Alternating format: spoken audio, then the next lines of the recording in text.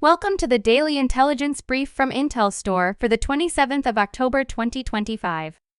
In today's top renewable energy news, solar power purchase agreement prices in North America rose 4% from the second to third quarter of 2025. Wind energy prices rose nearly 5%. Wind power offtake contracts have increased nearly 14% since last year, the equivalent of $9 per megawatt hour. Additional rounds of tariffs announced by the U.S. administration could increase power offtake costs by another 10 to 15%. Developers of both wind and solar have reported that they've sidelined projects they don't believe will make the deadline for federal tax incentives. Taiwanese manufacturers must increase their use of renewable energy for the country to protect its position as a leading export economy. Without further action, Taiwan's power-hungry industries risked encountering problems supplying major multinational companies. Using clean power must become a core competence for key industrial players on the island.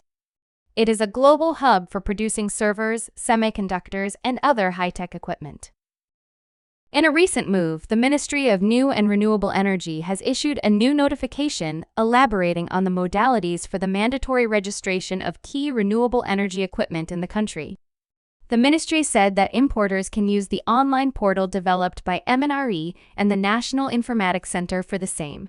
All concerned importers can register the details of their imports through the portal. Offshore wind stakeholders in France are facing paralysis caused by the country's political instability. The slowdown of tenders, combined with growing regulatory uncertainty, is directly affecting project developers and turbine suppliers.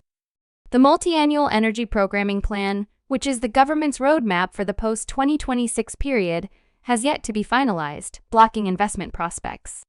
France currently has only 3 gigawatts of offshore wind installed or under development. The UK will allocate £900 million in subsidies for traditional offshore wind projects in an auction later this year.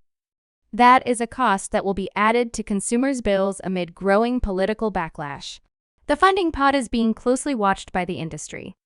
It's one of the government's last chances to secure the clean energy capacity needed to meet its 2030 clean power goals. The total £1.1 billion budget includes more nascent and expensive floating technology. You can learn more about all of IntelStor's market and sales intelligence offerings at www.intelstor.com and subscribe to our channel today.